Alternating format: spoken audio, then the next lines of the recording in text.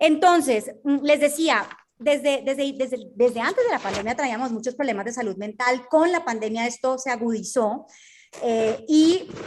Revisando algunos estudios, Juanma, yo veía que un estudio que se realizó en 2017 vio que 792 millones de personas en el mundo sufren algún tipo de trastorno mental. Eso es bárbaro. Digamos que dice que es el 10.7% de la población global que hoy sufre un trastorno mental.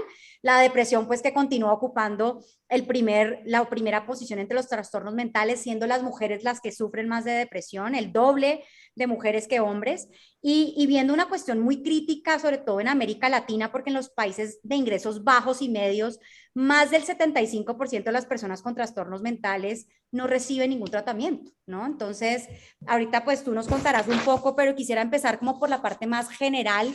Claro que sí vamos a guardar el live, eso ténganlo por seguro. Entonces, Juanma, ¿cuáles son los trastornos mentales más frecuentes y en general y a grandes rasgos? Obviamente esto es muy difícil porque son muchos trastornos mentales, pero ¿cuáles son los factores de riesgo para que alguien desarrolle un trastorno mental? Bueno, sí, es muy importante este tema porque justamente esa cifra que mencionas para el 2017 tenía esa prevalencia, pero llega la pandemia y eso dispara muchísimos síntomas, que es lo que hoy en día estamos viendo de una prevalencia mucho mayor. Por ejemplo, los trastornos de ansiedad pasaron del 3% a 4% de la población a casi el 25-30% de síntomas de ansiedad que necesitan atención clínica. Obviamente nadie estaba preparado para esto. El bombardeo de las noticias, el miedo a morir, el miedo a enfermar, la era prevacunas donde nadie sabía qué hacer, la ciencia todavía estaba muy lenta. Entonces, la ansiedad se disparó, la depresión también por la cantidad de duelos, recordemos la cantidad de millones de muertos que han habido por esta pandemia, las pérdidas laborales, las dificultades económicas generaron muchos duelos en las personas y esto definitivamente impactó directamente en la salud mental y la depresión de las personas. Cuando tú tienes ansiedad y depresión, lo más probable es que el sueño se altere. Claro. Entonces, el insomnio fue otro disparador ahí. La tasa de insomnio subió hasta el 20-25%, cuando antes estaba más o menos en un 10%. Entonces, la gente empezó a tener ansiedad, depresión, insomnio y un síntoma muy importante durante la pandemia, que es la irritabilidad. La irritabilidad por el confinamiento, por estar todo el tiempo también en casa, inclusive esa irritabilidad se acompañó de un aumento en la tasa de divorcios. En China, por ejemplo, y en Reino Unido, y la mayoría del mundo, hubo un incremento de un pico de divorcios, sumado también a un consumo de sustancias psicoactivas. La gente empezó a tomar mucho más trago en la pandemia, y pues todo ese es el revuelto, digamos, que vimos durante 2020, 2021. En este momento ya ha empezado a diferenciarse un poquito y a esclarecerse un poco más el panorama. Claro, ahora, no, claro, y todos lo vivimos, y uno sí ve el tema de divorcios, hasta lo dice uno en chiste, pero es verdad, o sea, sí, sí hay gente que dice, uy, casi me divorcian, pero es que en serio sí hubo un incremento significativo. Ahora, en general, bueno, tú dices que entonces lo más frecuente es la ansiedad, la depresión, el insomnio y bueno, ahora la irritabilidad asociada. Como síntomas, exacto. Como síntomas. Y ahora, como trastornos mentales, ¿cuáles diríamos que son los trastornos mentales más frecuentes hoy en la población? Trastorno depresivo, digamos que la depresión está, pero como trastorno depresivo que puede ser recurrente. También dentro de los trastornos de ansiedad priman dos: el trastorno de ansiedad generalizada, que es una persona que está constantemente preocupado por una cosa, por otra, preocupaciones multitemáticas, tensión muscular, palpitaciones, temblor, sudoración, y también las crisis de pánico han prevalecido muchísimo. No solamente en personas jóvenes, sino también el adulto mayor que estaba acostumbrado a ir a misa, a compartir, a socializar, que tenía más riesgo de muerte, que probablemente tuvo más pérdidas de compañeros. Generó muchísimos trastornos de ansiedad severos. La verdad es que con manejos estándares muchas veces fue difícil de manejarlos, y por eso incluso hubo que recurrir en algunos de ellos a cannabis medicinal, que también es el tema que nos trae por acá. Ya ahorita estaremos hablando de ese tema. No se vayan, espérense. Es que hay que poner un poco sobre la mesa las generalidades para que podamos entrar a la materia del cannabis. A ver, Juanma, ¿se puede decir que hay algunos factores de riesgo para que yo desarrolle trastornos mentales o es algo innato y con lo que yo nazco y ni modo y pues Suerte Claro. te tocó, ¿o cómo es la cosa? Sí, hoy en día la psiquiatría está en un punto interesante porque está en lo que llamamos interacción genético-ambiental. Eso quiere decir que no solamente son los factores biológicos, sino también los factores ambientales que actúan en conjunto. Entonces, por ejemplo, si tú tienes a tu papá con depresión, que es un familiar en primer grado, y tienes a un hermano también con un trastorno afectivo, tú naces con esa predisposición en la vida, pero si vienen Ujú, factores precipitantes como por ejemplo maltrato físico, abuso sexual, bullying, veíamos esta semana este caso que ha conmovido al mundo, de este niño que perdió la vida, que se suicidó víctima de bullying. Entonces, todos esos factores que son estresantes en la primera infancia, claramente marcan probablemente un incremento del riesgo, sobre todo en aquellos que tienen una base genética. Obviamente hay otros factores hormonales, endocrinos, psicosociales también. Por ejemplo, la pandemia pegó muy duro en todo el tema psicosocial, la gente sin trabajo, con ujú. deudas, divorciándose. Entonces, realmente es una confluencia multifactorial que, resumo, tiene que ver con genética, experiencias traumáticas del desarrollo, los aspectos biológicos o físicos también, incluso del mismo cerebro, y los Claro. aspectos psicosociales también. Entonces, es la interacción de esos factores.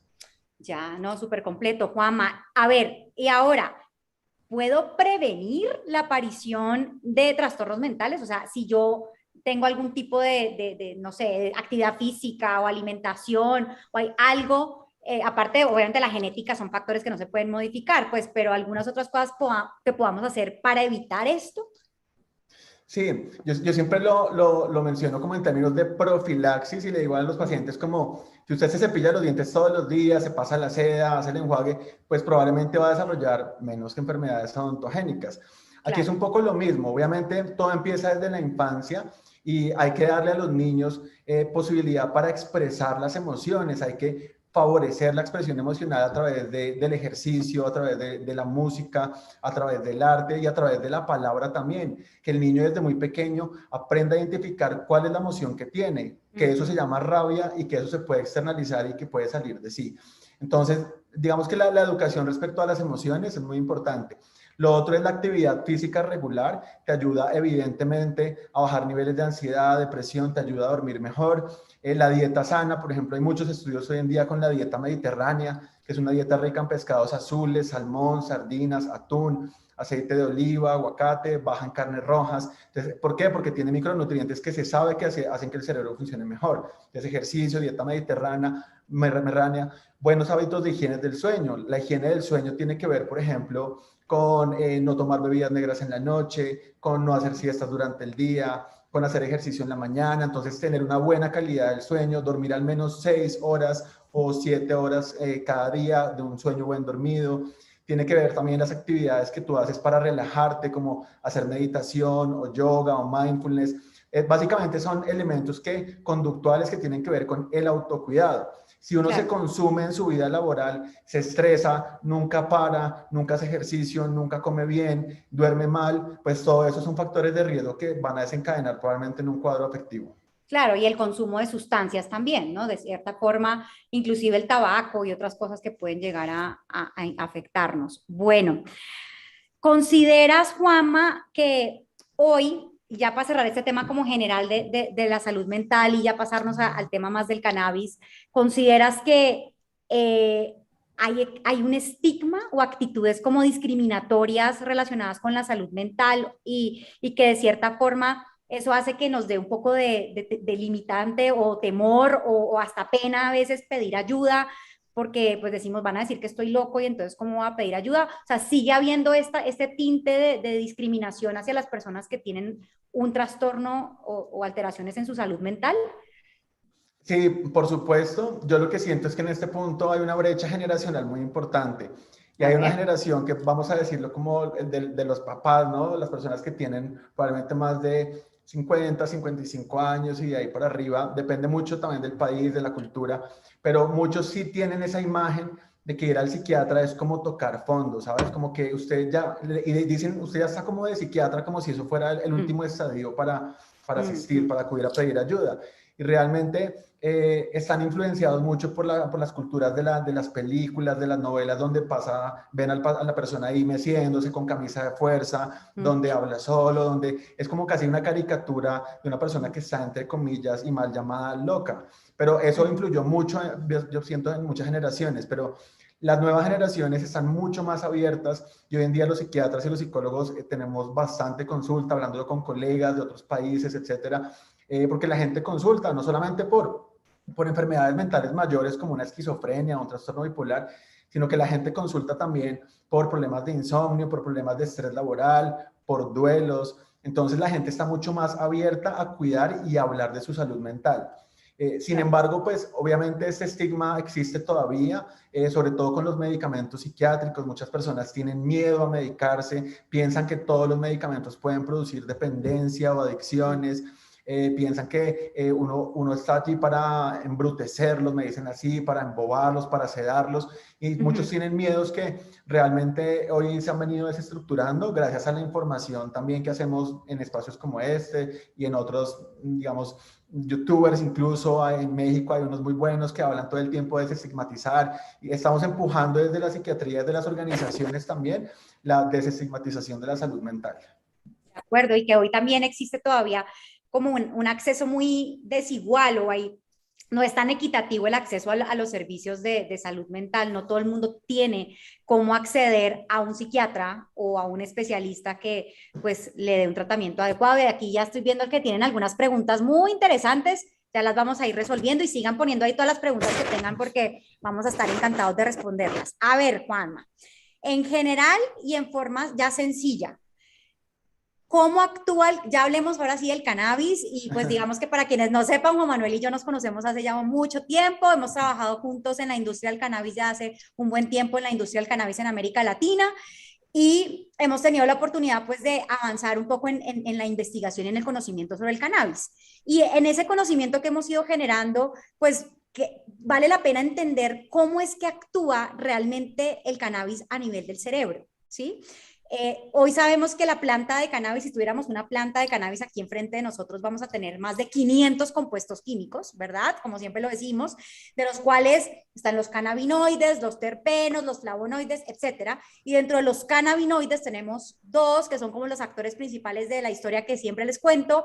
Uno que es el famoso THC, o delta 9 tetrahidrocannabinol, pero que en cortico llamamos THC, y el otro que es el cannabidiol o CBD, que es más famoso todavía, ¿verdad? ¿Cómo es que actúan estos dos, Juanma, a nivel del sistema nervioso central o a nivel cerebral? Bueno, en términos muy sencillos, básicamente se consume la sustancia que puede tener diferentes vías, por ejemplo, inhalada o vía oral también por medio de aceites, como lo hacemos frecuentemente en el uso de cannabis medicinal. Va por el torrente sanguíneo y llega al cerebro, es decir, pasa una barrera que tiene el cerebro, que es una barrera hematoencefálica, y llega al cerebro. Resulta que en nuestro cerebro tiene muchísimos receptores de cannabinoides. Hay dos tipos de receptores principales, tipo 1 y tipo 2. Y son receptores que compartimos también con muchas especies. Inclusive se ha demostrado que en invertebrados se pueden encontrar receptores y sistema endocannabinoides, y se llama un sistema que tenemos biológicamente determinado, donde se producen endocannabinoides que van a esos receptores. Evidentemente los receptores existen no para interactuar con lo que uno consume exógenamente, sino con lo que producimos endógenamente. Entonces, resulta que el cerebro tiene muchísimos receptores de cannabinoides. En este caso, por ejemplo, el THC interactúa y se une a uno que se llama receptor de cannabinoides tipo 1. Okay. Lo que hace es que lo estimula, y como este receptor tiene una amplia distribución en la corteza cerebral, por ejemplo en la corteza frontal y en zonas que llamamos límbicas o emocionales, va a tener una influencia muy importante tanto en la inducción en algunos casos de síntomas emocionales. Por ejemplo, una alta concentración de THC podría generarte una crisis de pánico, y lo vemos, y en los psiquiatras casi siempre lo que aprendemos en la universidad y lo que vemos en urgencias, una persona que fuma hace una crisis de pánico, o un trastorno también psicótico por un exceso de estimulación muchas veces de ese receptor. Pero también vemos que a otras dosis y en personas que no están genéticamente predispuestos, tiene un efecto que puede ser también ansiolítico. Entonces, muchas personas consumen THC como una forma, por ejemplo, de inducir el sueño o como una forma de reducir un poco los niveles de ansiedad. Pero básicamente es la unión al receptor en diferentes partes del cerebro que tienen que ver con la corteza o también con el sistema límbico o emocional. Claro, entonces aquí lo que estamos diciendo es que el THC y el CBD, que ahorita todavía no hemos hablado mucho del CBD, el THC principalmente, siempre como que ha sido satanizado, ¿no? Y como condenado por años, porque pues claro, unas altas concentraciones de THC nos pueden dar esta sensación de euforia, pero también de placer, pero si se nos va la mano, nos podemos terminar en un ataque de pánico y paranoia y demás, ¿no? En la práctica clínica, ¿hoy usamos THC? Sí, claro que sí, pero en unas dosis muy, muy bajas que no tienen nada que ver con esas concentraciones que se utilizan de pronto para fines de uso adulto o que antes llamábamos recreativo o lúdico. Y en esos casos es en los que hemos visto pues esa sensación de sentirse high o inclusive pues de tener estos ataques de pánico. El THC, acuérdense, no es el malo ni el bueno. Cada uno de ellos tiene pues como unas características específicas. Ahora, el CBD, Juama, digamos que el CBD, hay quienes dicen es que el THC es psicoactivo y el CBD es no psicoactivo, ¿no? Y Sí. es algo que inclusive si ustedes se van a ver la regulación de cannabis o se van a ver las noticias o se van a leer del tema, siempre se van a encontrar esto de que THC es psicoactivo, CBD es no psicoactivo. ¿Tú qué opinas de eso? Sí, es una gran discusión que Ajá, la es hemos un tenido debate. también en otros momentos. Pues mira, psicoactivo significa que modifica la actividad mental. O sea, si tú tienes un efecto ansiolítico, estás modificando la actividad mental. O sea, si te baja la ansiedad, es psicoactivo. Si te genera, por ejemplo, no sé, risa o te genera pensamientos diferentes, también es psicoactivo. Entonces, en ese sentido, estrictamente hablando, ambos son psicoactivos.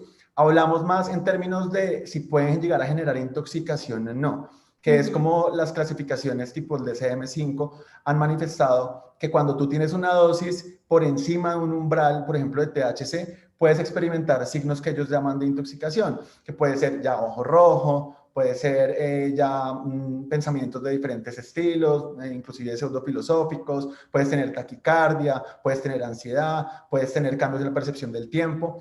Entonces hablaríamos que ambos, el CBD también puede tener un efecto psicoactivo, estrictamente hablando, porque el CBD, por ejemplo, es muy buen ansiolítico. Pacientes que tienen trastornos de ansiedad social, y más adelante lo comentamos, les va muy bien con el uso de CBD. Personas que tienen un insomnio asociado a ansiedad, a pensadera, rumiaciones, también el CBD ayuda a bajar los síntomas ansiosos. Entonces, hablamos que ambos realmente son psicoactivos, pero uno genera un efecto diferente al otro. En Ujú. cuanto al mecanismo de acción que preguntabas, hablamos ya que el THC va a los receptores CB1, pero el CBD es muy interesante porque el CBD no se une a estos receptores que estoy hablando del cerebro, del sistema límbico, etcétera, no se une directamente al receptor, sino que el CBD incrementa los niveles de una sustancia endógena que se llama anandamida.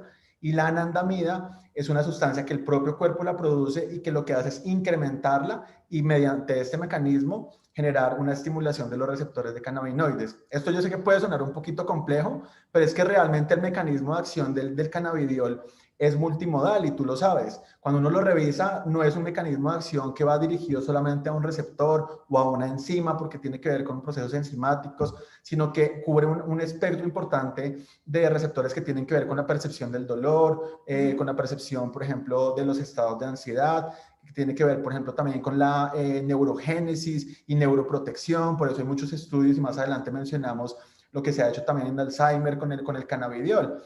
Entonces, digamos que sí tienen realmente un perfil muy diferente a nivel terapéutico y farmacológico el CBD y el THC. Claro, y entonces el THC y el CBD, ojo, entonces ambos son psicoactivos, ambos actúan a nivel del sistema nervioso central, de diferente forma, pero ambos actúan a nivel del sistema nervioso central. Ahí Mariana, hola, ¿cómo estás? Está diciendo el THC es psicotrópico, ¿no? Y CBD es psicoactivo. No se dejen confundir, o sea, son definiciones que sí son importantes tener en cuenta, en donde ambos son psicoactivos. La diferencia aquí es que el CBD no produce la intoxicación que se ha visto asociada a las altas concentraciones de THC. Eso es clave tenerlo en cuenta. Ahora, decíamos que el THC entonces en dosis o en concentraciones altas nos puede producir pues todo este tema de psicosis, ataques de pánico, pero a dosis bajas o chiquitas puede ser muy útil para el control de algunas enfermedades o síntomas, como el dolor crónico, como el insomnio, que ahorita vamos a hablar del sueño y ahí estaban preguntando que si esto sirve para el sueño o no, como el incremento de apetito, como las náuseas y el vómito por quimioterapia, por ejemplo. Entonces el THC sí tiene utilidad en la práctica clínica, pero hay quienes se quedan con la idea de que es que el THC solo es para drogarme y ya, ¿no? Y el CBD es el bueno y es el que es médico o el medicinal. No, ambos son medicinales, pero tienen diferentes funciones y utilidades y usos. El CBD generalmente se queda más para el tema de ansiedad, como decía Juan Manuel, para el tema de controlar crisis convulsivas, que aquí veo que están nuestros amigos conectados de Familias Púrpura, un abrazote y ahorita vamos a ir respondiendo también las preguntas que tengan. Entonces, para control de crisis convulsivas en epilepsia refractaria, para la ansiedad, para el tema de, por ejemplo, psicosis que estamos viendo en pacientes con enfermedad de Parkinson y en el tema de, pues también el efecto neuroprotector, antioxidante y otros. Entonces, ahí tienen ustedes a estos dos amigos que queríamos presentarles ya para empezar a hablar de lleno de qué estamos hablando cuando hablamos del uso del cannabis en salud mental. ¿Qué ocurre? Todavía quiero terminar de tocar el tema del THC, Juanma, desde la parte como negativa, si es que la queremos llamar, cuando alguien consume marihuana o cannabis, marihuana, acuérdense, es el nombre coloquial, cannabis es el nombre científico. Cuando alguien consume marihuana o cannabis para fines de uso adulto o recreativo, y consume cannabis de forma crónica, ¿qué ocurre a nivel cerebral? Se matan las neuronas, la persona tiene problemas de memoria, ¿qué empieza a darse? Porque eso es algo que siempre nos preguntan, ¿no? Sabes que tiene que ver mucho con la edad de inicio, con la frecuencia de consumo y con la cantidad.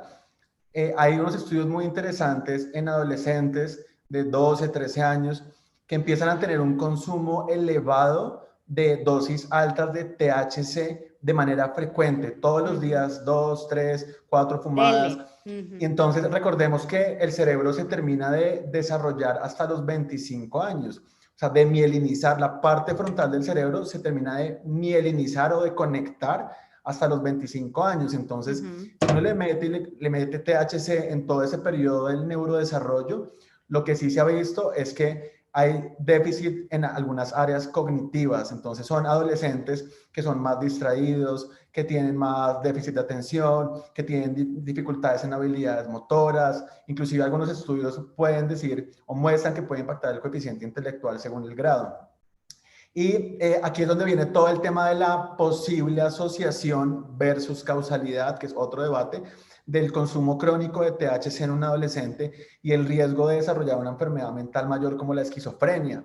Se sabe que eso puede ser un factor de riesgo. Lo que no se ha establecido es que sea causal, sino puede ser una asociación. Bueno, pero realmente hay que tener mucho cuidado, sobre todo en adolescentes que tienen familiares en primer grado, como papás o hermanos con síntomas psicóticos, con esquizofrenia, porque realmente en ellos es una población muy importante para no administrar THC. De hecho, desde el punto de vista de cannabis medicinal, tú sabes que uno no formula THC a menores de 18 años o incluso en Canadá a veces menores de 25 te dicen no, y la razón del 25 es porque el neurodesarrollo del lóbulo frontal no se ha dado. Entonces no queremos tocar este proceso con THC. Es muy diferente al CBD que no tiene este patrón de afectación del neurodesarrollo.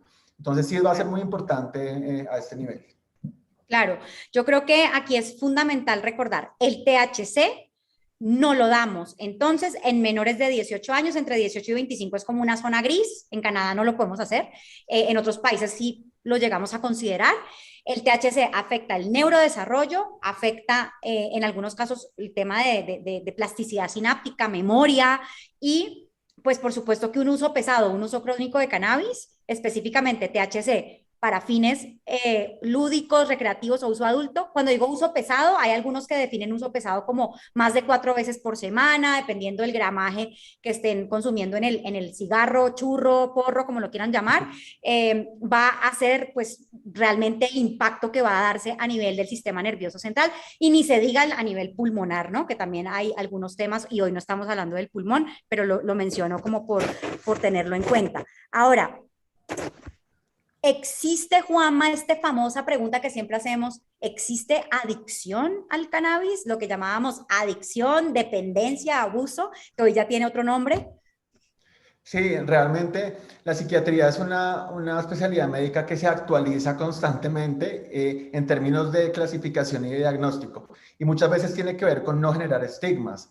Dentro de esto, antiguamente sí se hablaba de un uso nocivo, de una adicción a la marihuana, pero realmente con las últimas actualizaciones hablamos de un concepto muy importante que se llama un trastorno por consumo de cannabis.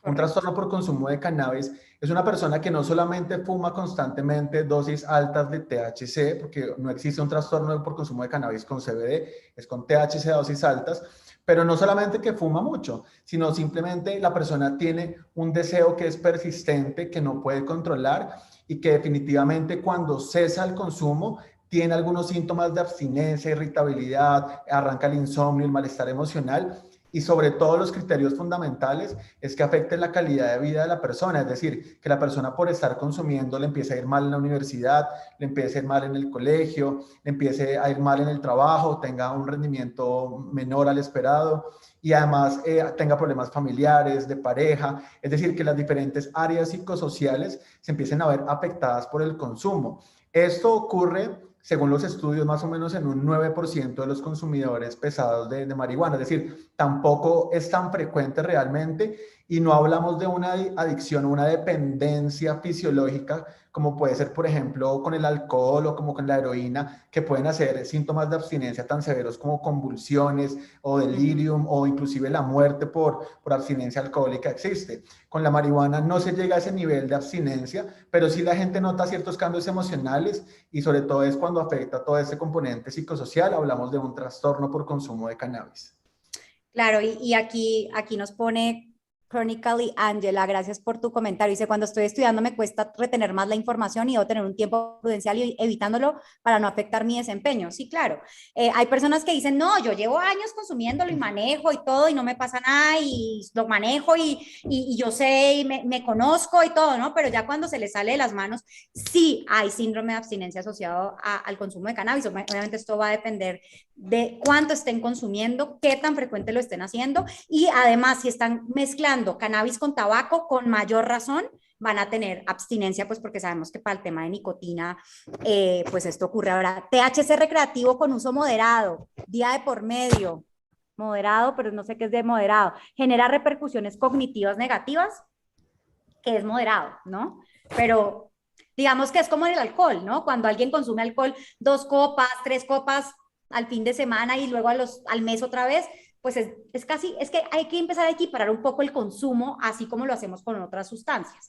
El que consume una botella de alcohol diaria o 2 botellas diarias, pues no va a ser lo mismo que el que se consume una cerveza cada mes, ¿no? Claro, y también una pregunta que me hacías ahí, la respondo rápido. Digamos que sí hay unos estudios, sobre todo de Nora Volkow, que ha investigado mucho en este Uh tema, -huh, uh que sí -huh. muestra, por ejemplo, algunas zonas en el cerebro en consumidores crónicos pesados.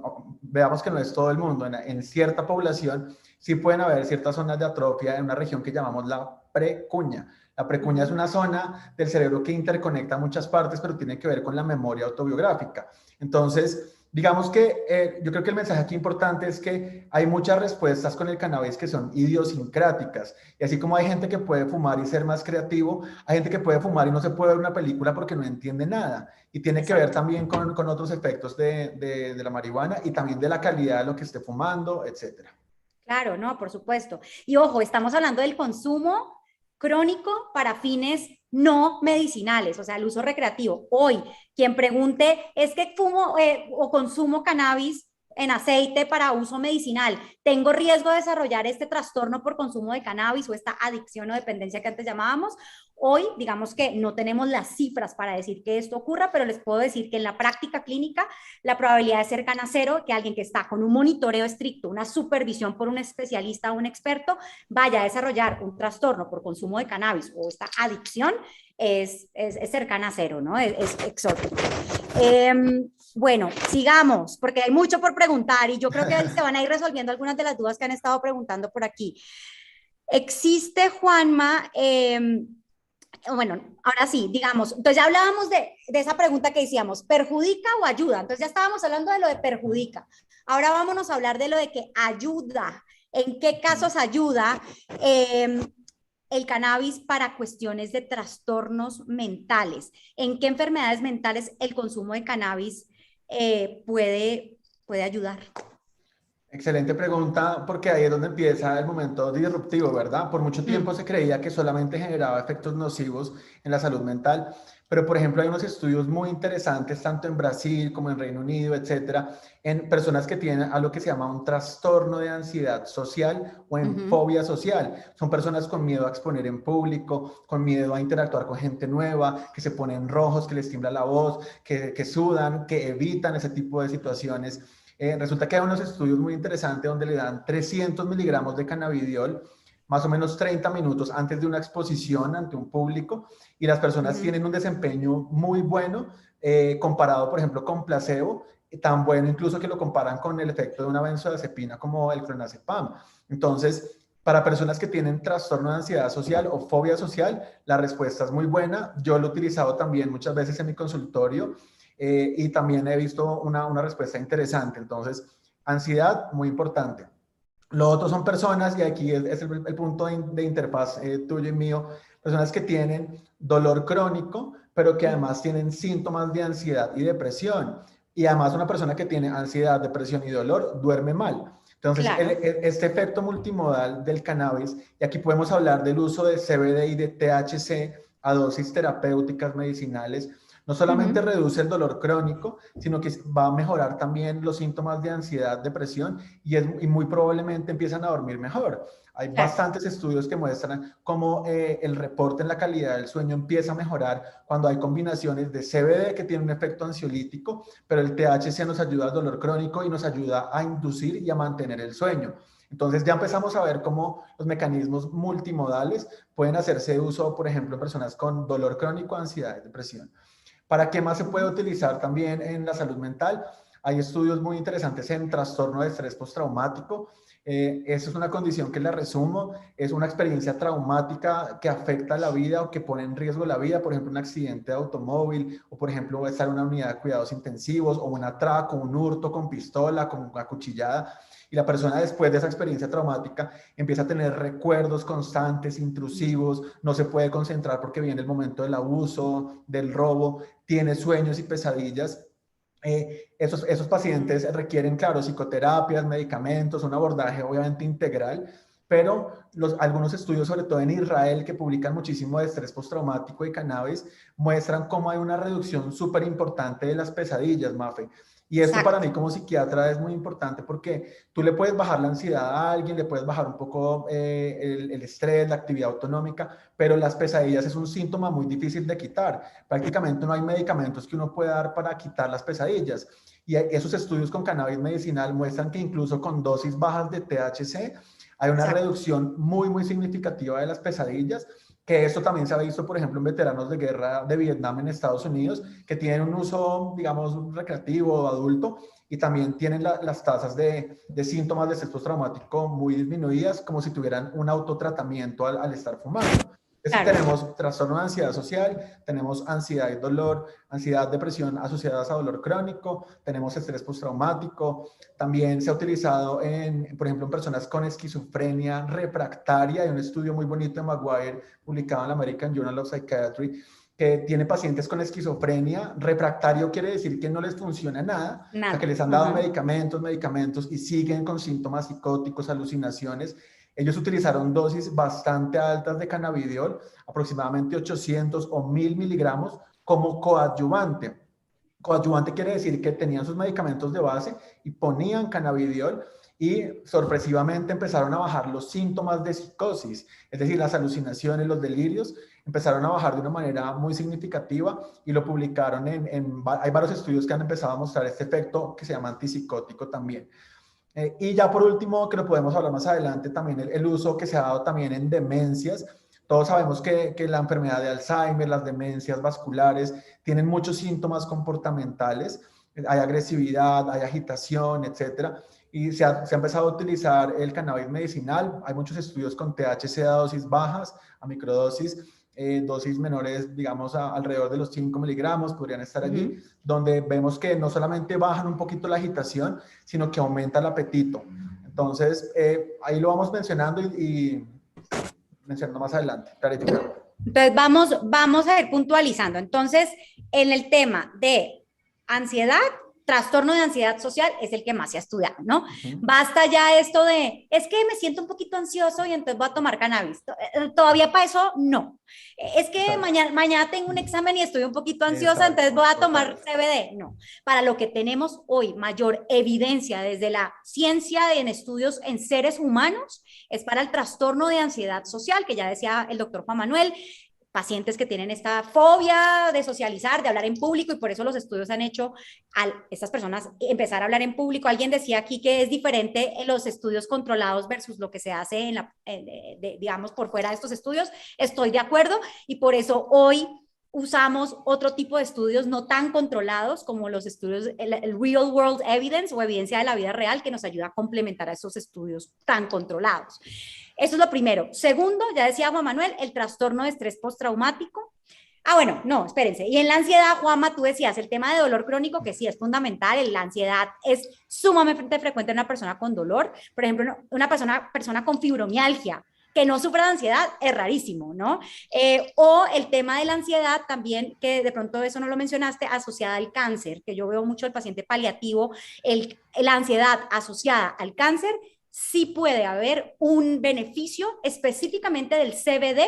Acuérdense que el CBD es el que baja los niveles de ansiedad en estos casos. Eso en cuanto a ansiedad, y en ansiedad también el tema de la ansiedad en enfermedad de Parkinson, que también estamos viendo cómo baja los niveles de ansiedad en enfermedad de Parkinson, específicamente el CBD. Ahora, Juan, hablabas del estrés postraumático definitivo. En pacientes en Canadá, por ejemplo, los veteranos de la guerra, el gobierno canadiense les cubre el tratamiento con cannabis, y aquí pues entramos a combinar, ¿no? Al THC para el tema de estos terrores nocturnos y pesadillas que tú decías, y al CBD para el tema de ansiedad. En algunos casos, acuérdense que tenemos 3 presentaciones a nivel internacional, productos donde predomina el THC o que son ricos en THC, donde predomina el CBD o que son ricos en CBD, y donde están los dos, THC y CBD, balanceados o equilibrados. En estos casos podemos inclusive considerar la mezcla de estos dos, ¿no? Y decías tú, Juanma, el tema de los pacientes con demencia. Bueno, ahorita ya hablaremos de la demencia, pero quería puntualizar en el caso, Juanma, de los pacientes con depresión como trastorno depresivo, porque es algo que siempre nos preguntan. Tengo trastorno depresivo. En trastorno de ansiedad social, CBD, Patri, sí, CBD. Juanma, en trastorno depresivo, ¿qué hay? Sí, muy importante, porque mucha gente, de hecho, llega a consulta diciendo, ya no quiero tomar más antidepresivos, quíteme la sertralina, yo he leído que el cannabis medicinal ayuda, quiero pasar a algo más natural, y resulta que realmente no hay ninguna evidencia sólida que muestre que uno pueda tratar a una persona con depresión clínica, no la tristeza de la vida como estamos hablando, una persona que tenga episodios depresivos, sí, con riesgo de suicidio, con antecedentes de hospitalizaciones, o sea, una persona que realmente tiene una depresión importante. El cannabis medicinal no tiene un efecto antidepresivo, ni el CBD ni el THC. Sí, como te digo, si está asociada a enfermedad médica como dolor o como en el área oncológica, también sí, fibromialgia, en Parkinson también, pero realmente una persona que tiene lo que llamamos una depresión primaria, que no está asociada a nada más, yo no le he dado nunca a un paciente cannabis medicinal, porque si se llega a suicidar, también tú tienes una responsabilidad médica porque le diste algo que no tiene un efecto antidepresivo. Entonces, exacto, hay que cuidarse mucho de seleccionar los pacientes. Hay que hacer una consulta completa, saber para qué síntomas va dirigido el THC, el CBD, saber cuál es el respaldo también científico de lo que estamos haciendo, pero yo no les diría que el cannabis medicinal, ni el cannabis en general, tiene un gran efecto antidepresivo, ¿listo? Claro. Para personas con depresión primaria. Eso está súper importante, porque sí es algo que siempre, es que tengo trastorno depresivo mayor, ¿puedo tomar cannabis? O sea, depresión secundaria, como dice Juan Manuel, asociada a cáncer, asociada a dolor. Y en dolor crónico todavía estamos como un poco, todavía no está tan claro. En cáncer un poco más, como síntoma, no como trastorno depresivo. Juanma, y en el caso de insomnio, que eso tú decías ahorita, con el tema de COVID, insomnio, se te disparó el consultorio, todo el mundo diciendo no puedo dormir. Deme cannabis, doctor Juan Manuel Orjuela, por favor. ¿Qué pasa con el insomnio? Sí, el insomnio es un motivo muy frecuente en mi consulta, y la verdad es que yo he quedado impresionado con algunos efectos que tiene el cannabis en las personas con insomnios de 20 a 25 años, durmiendo pésimo, que no tienen apnea del sueño y no tienen otras condiciones, sino son personas que tienen dos contextos, y se los digo. Hay personas que no pueden dormir porque son muy ansiosas. Y la ansiedad les impide conciliar el sueño. Por ejemplo, se Correcto. acuestan y empiezan con las rumiaciones. No hice eso ayer, voy a hacer esto mañana, me quedó pendiente, una cosa, la otra, la otra. Entonces, las rumiaciones son un síntoma ansioso que interrumpe la conciliación del sueño. Algunos estudios, hay uno muy bonito que muestra una curva como a 1, 2 y hasta 3 meses, el uso de cannabidiol por este efecto ansiolítico, el uso de CBD a dosis de 75 a 150 miligramos, empezó a bajar la ansiedad en estas personas, y el hecho de bajar la ansiedad permitió que conciliara mejor el sueño, pero el mecanismo es bajó la ansiedad y por eso duerme mejor. Porque mucha gente me dice es que no puedo dormir bien, estoy con cannabidiol. Realmente el cannabidiol yo no lo considero como un hipnótico. El cannabidiol no induce frecuentemente al sueño. Recordemos que los niños con epilepsia toman dosis altísimas de cannabidiol durante el día y pueden ir a estudiar, pueden ir o la gente puede ir a trabajar. Entonces, se ha hecho mucha publicidad alrededor del cannabidiol y duerma bien y sale la persona ahí acostada con las goticas. Realmente yo no considero que el cannabidiol tenga un efecto hipnótico, o sea, que induzca el sueño, no. Pero si tienes ansiedad, te ayuda a relajarte y como estás relajado, duermes mejor. Entonces, ese es un contexto. Otro contexto son personas que no tienen trastornos de ansiedad, pero que tienen un insomnio terrible, que hay gente que se le fragmenta el sueño, que el sueño es no reparador, que han probado 10 medicamentos diferentes, que han hecho todo lo de la higiene del sueño y a pesar de eso siguen con insomnio. Son insomnios muy severos, refractarios, que no tienen, como digo, apnea del sueño. En esta población yo la verdad he quedado sorprendido porque utilizo, bueno, hipnóticos, por ejemplo, medicamentos tipo de sopiclona, pero como coadyuvante, porque recordemos que el cannabis generalmente es un coadyuvante, entra a Exacto. potenciar y hacer sinergia con otros Ay, mecanismos. no, ¿qué pasó? Se nos cayó, dice time limit. Aló, ahí creo que se fue la Ah, señal. no, Ahí dame un estás conectada, segundito. Mafe. ¿Ustedes me escuchan? Ya, ya, volvimos. Ya, Dije, ¿qué acá, pasó? ya. Listo, Ya, listo. Creí que era yo, pero ya. bueno. Entonces, hay personas que llevan tomando muchos medicamentos, que yo Ujú. les, como te digo, les empiezo un hipnótico que nos ayuda a inducir el sueño y empieza el uso de cannabis medicinal, pero aquí combino THC con CBD, o sea, productos que llamamos uno a uno. Y por eso es Ujú. muy importante saber qué tiene el producto que ustedes están tomando. Mucha gente me llega a consulta y me dice, es que no me funciona esto. Y no dice ni siquiera cuánto tiene de CBD, cuánto tiene de THC. Uno como médico prescriptor de cannabis piensa en los miligramos, cuántos miligramos Claro, le voy a dar a mi paciente. Entonces, hay muchos productos que realmente ni siquiera se sabe cuántos miligramos tiene una gota o un mililitro.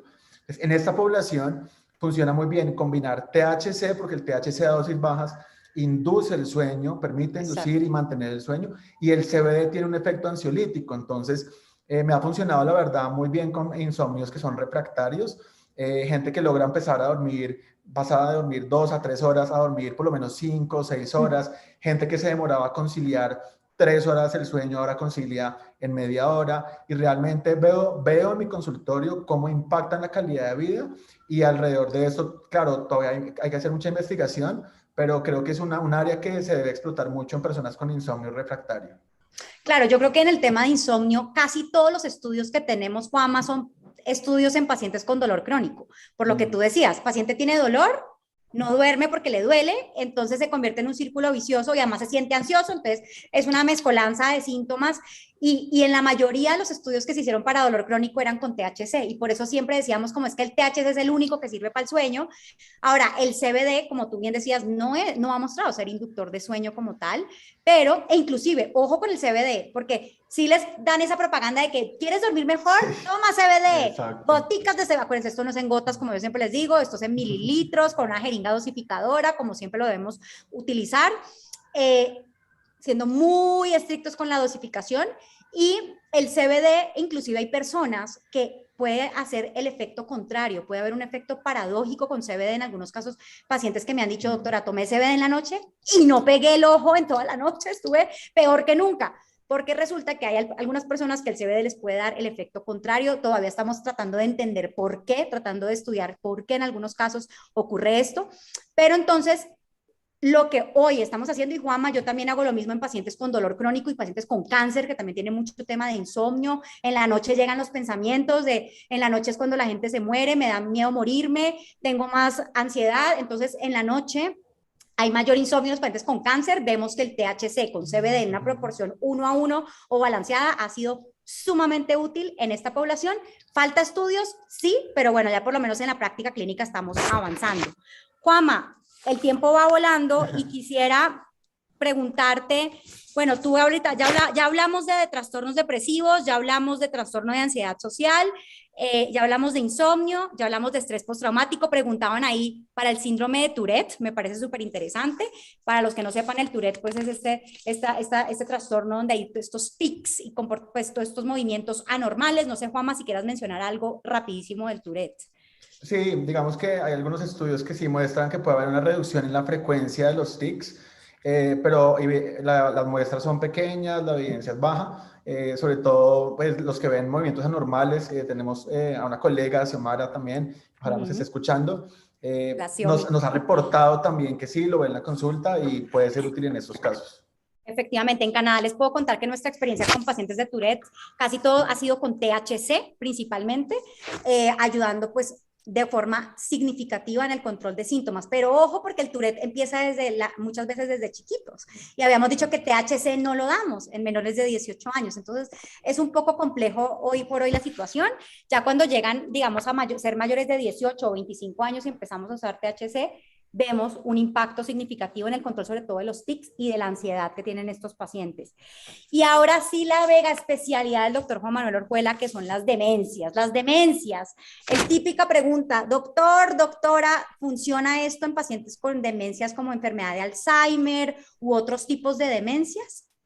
Ya empezabas tú a comentar Sí, algo. claro, es súper importante porque mira, recordemos que con cannabis medicinal hay muchos estudios a nivel preclínico. ¿Qué quiere decir preclínico? En ratones, ¿listo?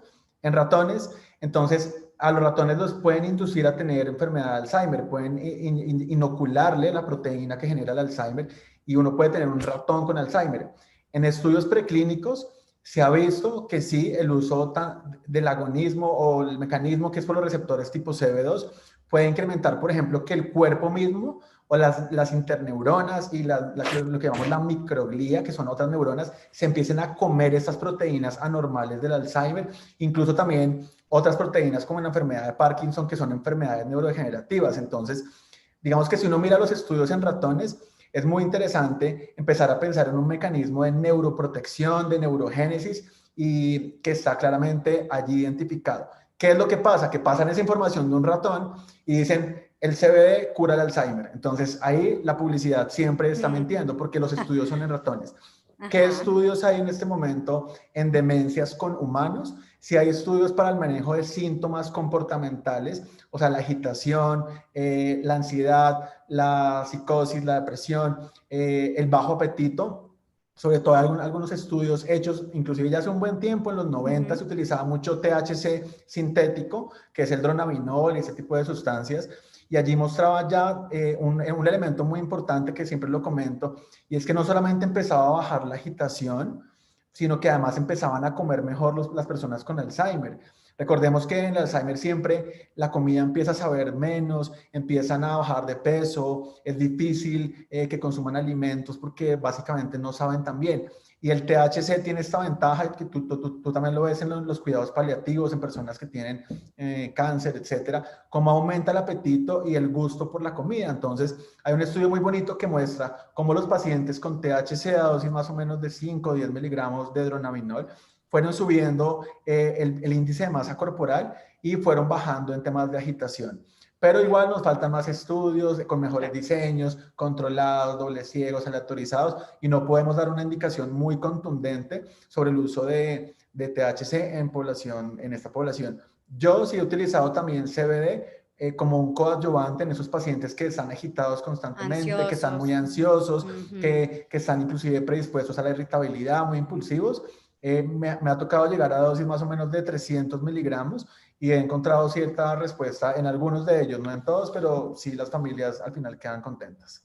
Claro, yo creo que, Juanma, esto es muy importante porque, a ver, acuérdense, el cannabis no es la panacea, no es la droga milagrosa, no es la que nos va a venir a salvar de todos nuestros problemas, pero puede ser una herramienta muy útil en ciertos casos. Hay que saber individualizar esto. Claro, nosotros en medicina crecimos en la era de la medicina basada en la evidencia, es decir, está publicado en la literatura, lo hago, no está publicado, no lo hago. Entonces todavía estamos muy limitados desde el punto de vista de, desarrollo de evidencia. Eh, Juanma, hay mucha informalidad todavía en los mercados. En Colombia, digamos que en Colombia estamos en el cielo con la regulación porque tenemos acceso a tratamientos seguros con un respaldo sanitario desde el INVIMA, que es la agencia sanitaria en Colombia, pero en otros países que quizás están conectados de otros países como México, todavía no hay productos con un respaldo sanitario, por ejemplo, desde la Agencia Sanitaria Mexicana, que es la COFEPRIS. Entonces, sí, ojo, no se dejen confundir, se encuentran productos en la calle, muchísimos seguramente, pero no porque se encuentre un producto en la calle quiere decir que esto sea cannabis. Ojo, que el único que les da esa garantía es la agencia sanitaria de su país.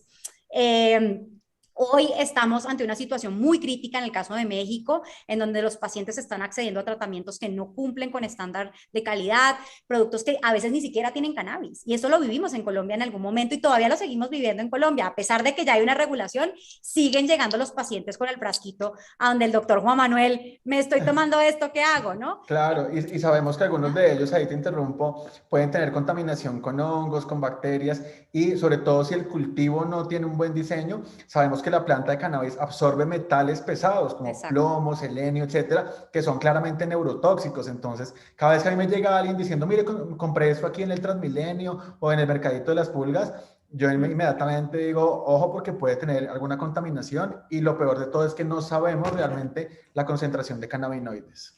Claro, y que ojo, porque eso también tiene que tener una supervisión médica, tiene que haber una guía de un experto. Y aquí es muy importante hablar de un tema, Juama, que hoy está muy crítico y es el tema de quién les está prescribiendo esto, porque se los está prescribiendo entre comillas el que se los vendió en el metro, o el que se los vendió en el Metrobús Transmilenio, o el que se los vendió en la página web, o quién les está prescribiendo esto.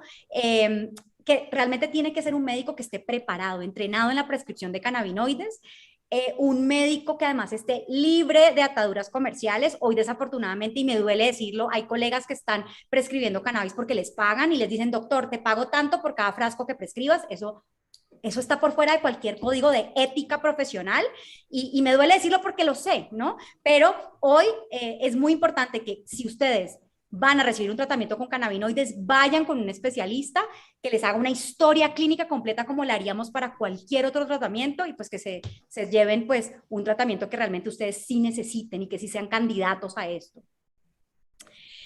Bueno, Juanma, digamos que ya se nos está acabando el tiempo. Aquí están preguntando cosas muy interesantes, preguntaban del trastorno del espectro autista. Yo no sé si quieras decir algo al respecto.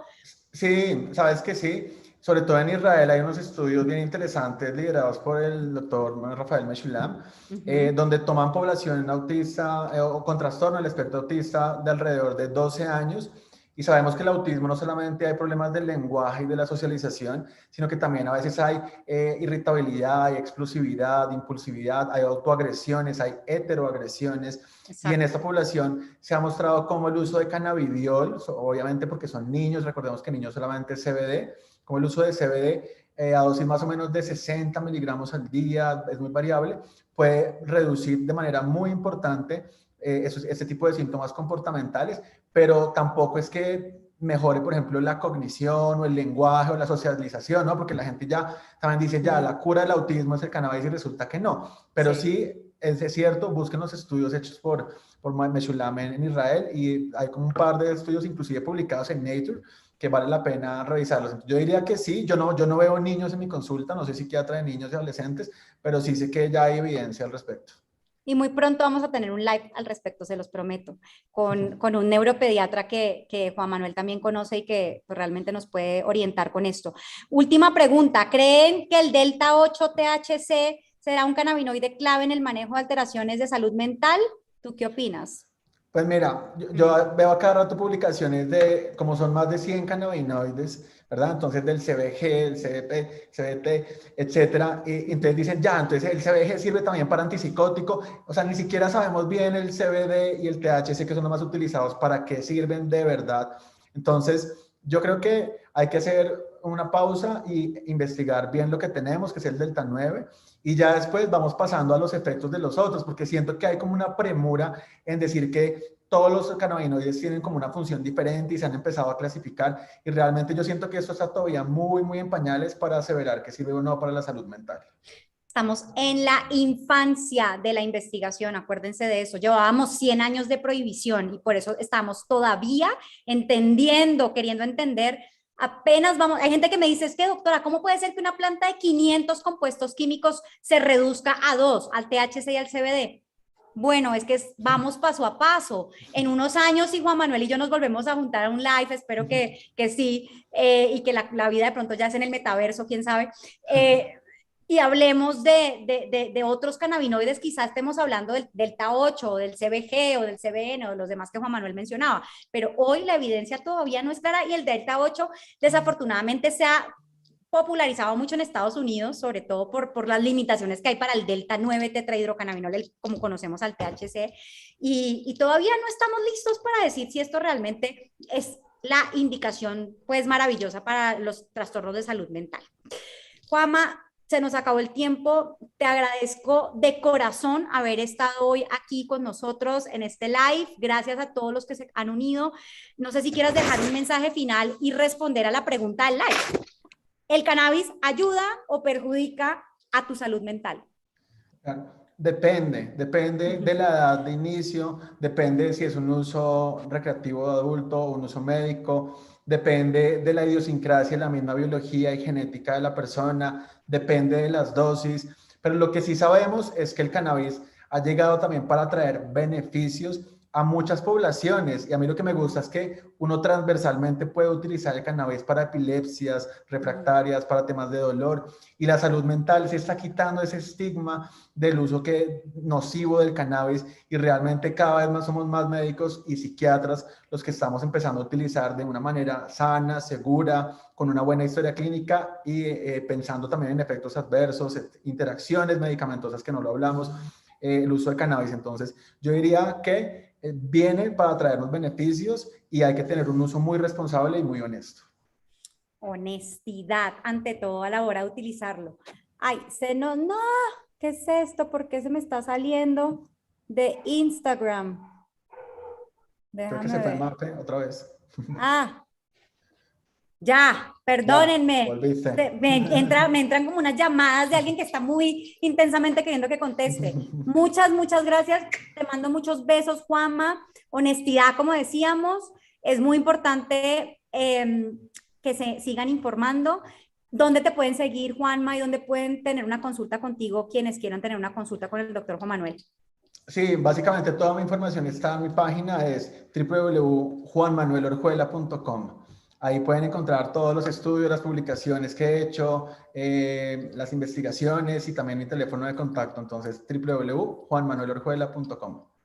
Perfecto, pues ya saben dónde encontrar al doctor. Gracias, Pedro. Besitos hasta Colombia y divino con tu mensaje. Acuérdense que pronto tenemos el próximo taller de prescripción responsable y segura de cannabinoides exclusivo para profesionales de la salud. Es el 4 y 5 de marzo. Regístrense ya por si no lo han hecho. Les mando un fuerte abrazo y Juanma, de verdad, creo que hay que repetirlo, hacer otro espacio para que podamos hablar de más temas, pero creo que hoy se cubrieron muchísimos. ¡Mua! Besos y Cuídate abrazos a mucho, todos. Mafe, que estés bien. Un abrazo grande y saludos a todos los que estuvieron presentes. Alejín, saludos también. Feliz Chao. noche. Chao, chao. Y feliz noche por acá por YouTube también. Les mando